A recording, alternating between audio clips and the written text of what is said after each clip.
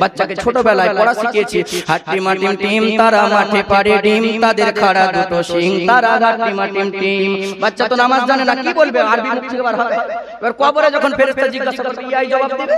বলবে মান রব্বুকা, তোমার রব কে? বলবে হাট্টি মাটিম টিম। মা দিনুকা, তোমার দিন কি? বাচ্চা বলবে তাদের খাড়া দুটো শিং তারা হাট্টি মাটিম টিম।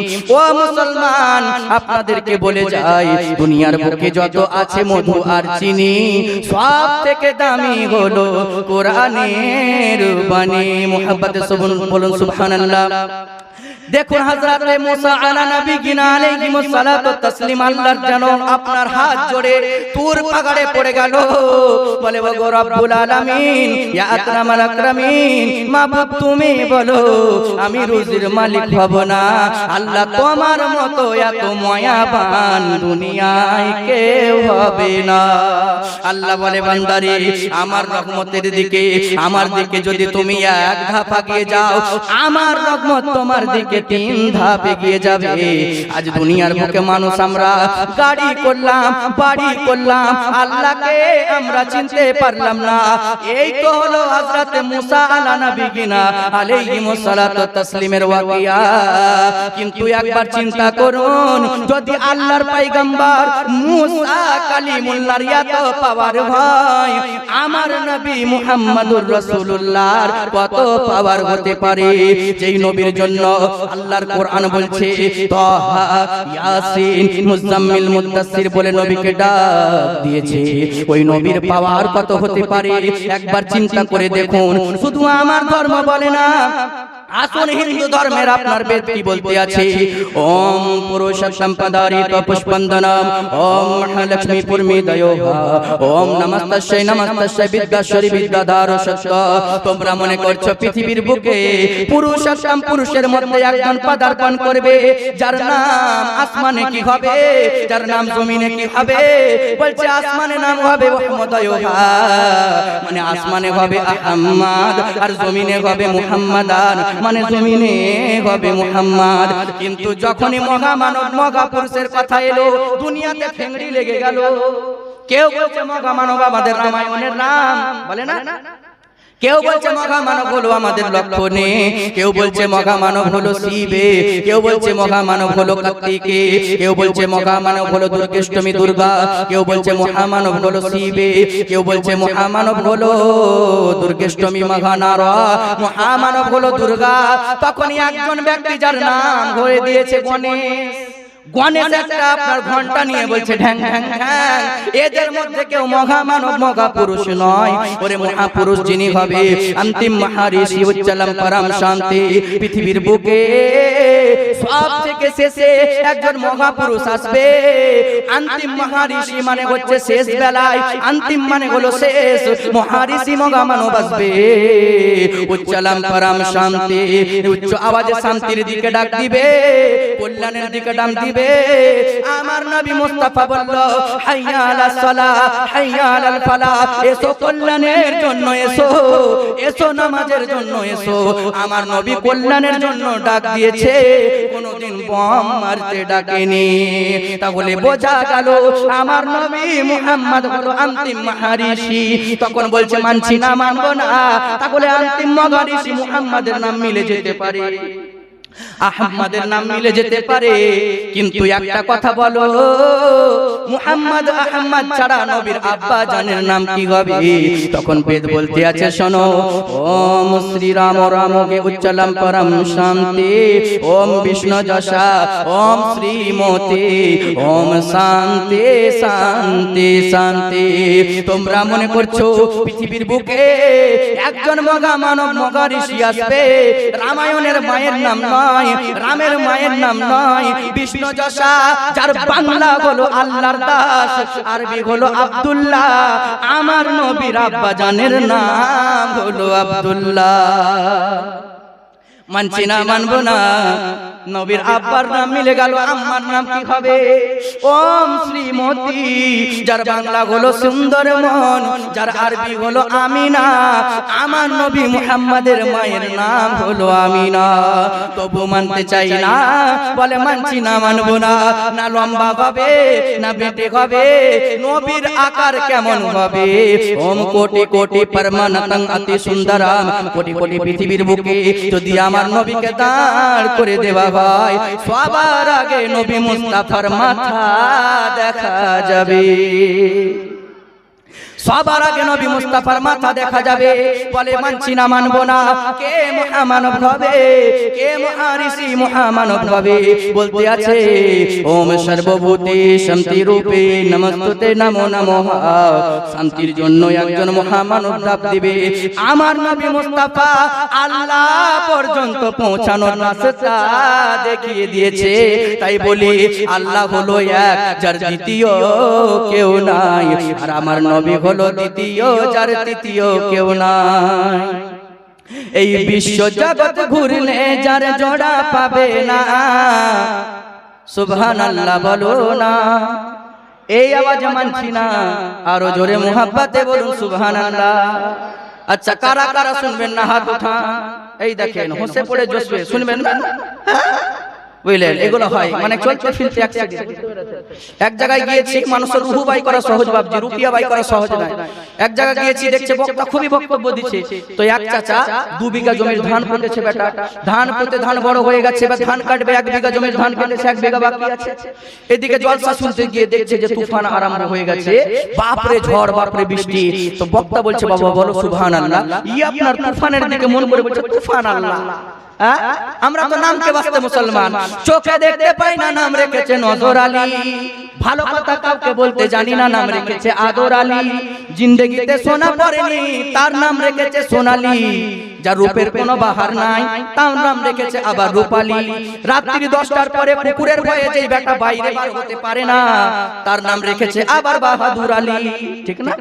সব নামকে বাঁচতে মুসলমান, নামের সঙ্গে কোনো মিল নাই। নামাজ পড়ছি আল্লাহু আকবার, আর মনে মনে চিন্তা করছে আল্লাহ তাই তো 2 বিঘা জমির ধান পুঁতলাম, এখনো 2 বিঘা বাকি আছে। একে কি মুস্তাফার উম্মত বলে?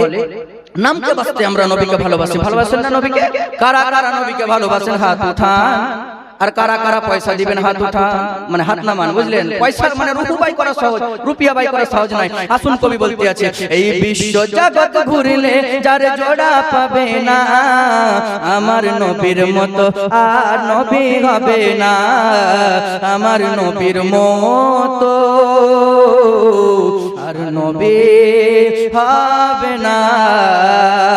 কোথায় গেলে পাবে বলো এমনই দয়ার নবী, জিনার হাতে রোজ হাসরের জান্নাতের চাবি কাঠি। কেন গজলটা বলছি জানেন? সবাই বলতে পারে যে জাকিরের ছাত্র এসেছে, মুহাব্বতে বলো সুবহানাল্লাহ। কোথায় গেলে পাবে বলো এমনই দয়ার নবী, জিনার হাতে রোজ হাসরের জান্নাতের চাবি কাঠি। সেই নবীজি ধরায় এসে, সেই নবীজি ধরায় এসে দিলেন খোদার ঠিকানা। সেই নবীজি ধরায় এসে দিলেন খোদার ঠিকানা। আমার নবীর মতো আর নবী হবে না, আমার নবীর মতো আর নবী হবে না।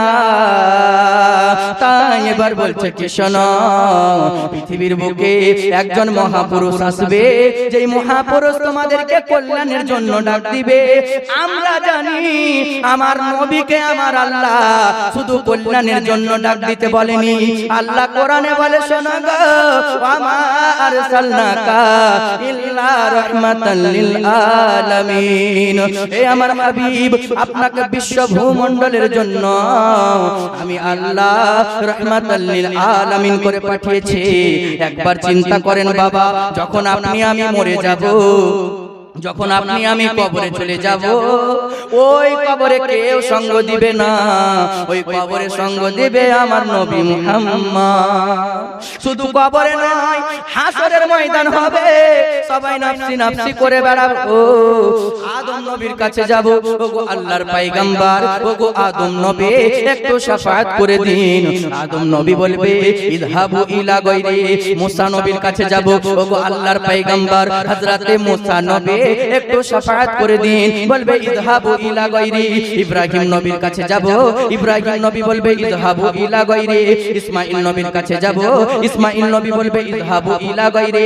অন্য জনের কাছে চলে যাও, অন্য জনের কাছে চলে যাও। হযরতে নূহ নবীর কাছে যাব, ওগো আল্লাহর পয়গম্বর হযরতে নূহ আলাইহিস সালাম আপনি দয়া করে শাফাআত করে দিন, বলবে অন্য জনের কাছে চলে যাও। যখন হয়রান পেরেশান 1 লাখ মতান্তরে 2,24,000 পয়গম্বরের কাছে যাব, সবাই বলবে অন্য জনের কাছে চলে যাও, আমার আপনার দয়ার নবীর কাছে যাব। ইয়া রাসূলুল্লাহ, ইয়া হাবিবাল্লাহ, নবী গো দয়া করে শাফাআত করে দিন। সব নবী বলবে অন্য জনের কাছে চলে যাও, আর আমার নবী মুহাম্মদ বলবে তোমরা আনালাহা, তোমরা আমার সন্নিকটে চলে আসো। সবাই বলবে অন্য নবীর কাছে যাও। ঈসা নবী বলবে অন্য নবীর কাছে যাও, কিন্তু আমার নবী মুহাম্মাদের যখন বাড়ি চলে আসবে, নবী মুহাম্মদ বলবে আনা লাহা, তোমরা আমার সন্নিকটে চলে আসো। আমার নবী কোন নবী গো? যেই নবী মুস্তাফাকে আমার আল্লাহ পাক এত সম্মান দান করেছে, দুনিয়ার কিছু মানুষ নবীর সম্মান কমাবার চেষ্টা করে। আমার নবী মুস্তাফা কোন নবী গো? যেই নবীর জন্য আমার আল্লাহ পাক বলেছে ওয়ারাফা'না লাকা যিকরাক, হাবিব গো আপনার সম্মান মর্যাদাকে আমি আল্লাহ উঁচুর চাইতে উঁচু করে দিয়েছি। আর নবীর শান কমাবার জন্য কিছু বাটপার মুসলমান বলছে নবীর আমাদের মতো, বলুন নাউজুবিল্লাহ। ওরে কোথায় নবী দুধওয়ালা আর কোথায় সুদওয়ালা? নবী মুস্তাফা নিজের মুলান মুবারক দিয়ে দিয়েছে, তো জাবিরের আটার বরকত হয়ে গেছে। তুই যদি একটা থুতু দিয়ে দিস, তোর আটার ঘরের লোক খাবে না? খাবে। কোথায় নবী দুধওয়ালা আর কোথায় বেটা সুদওয়ালা? নবীর সম্মান কমাবার জন্য চেষ্টা করছে। যখন নবীর সম্মান কমাবার জন্য চেষ্টা মানুষ করছিল বর্বরতার জামানায়, তখন আমার আপনার আলা হযরত আজিমুল বরকত মুজাদ্দিদে দ্বীন ও মিল্লাত কি বলছে মুহাব্বতে, বলুন সুবহানাল্লাহ। के जहां पर भी जाऊं, जिधर सर उठाऊं, मिलेंगे हर मोड़ पे तुम्हें बदमज़हबियों। जहां पर भी जाऊं, जिधर सर उठाऊं, मिलेंगे हर मोड़ पे तुम्हें बदमज़हबियों। मगर सुन लो बगैर उनके सदके,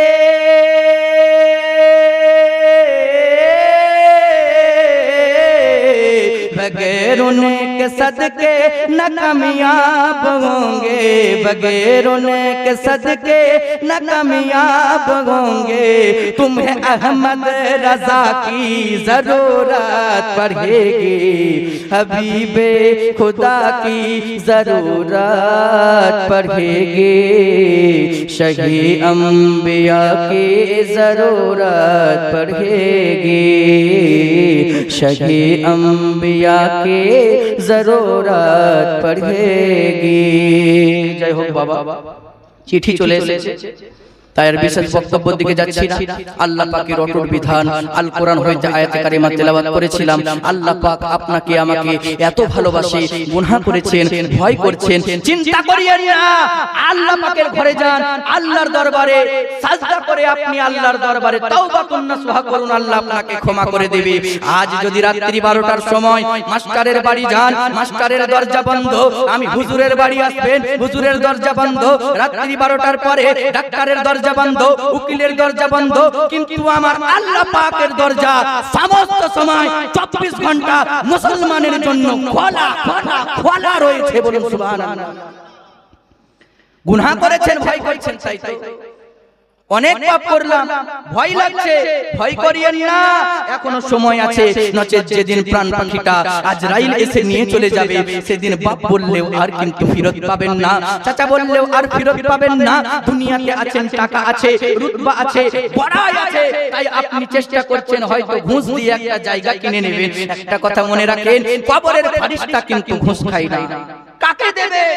তাই বলতে চাই মুসলমান, আল্লাহ বলে আমি তোমাদেরকে অনেক ভালোবাসি, আর রহমানির রহিম, পরম দয়ালু আল্লাহ করুণাময়। সেই আল্লাহর রহমতকে, আল্লাহ পাকের দয়াকে যেন আমরা আঁকড়িয়ে ধরতে পারি। সকলে মিলে বলুন আমিন, আল্লাহুম্মা আমিন।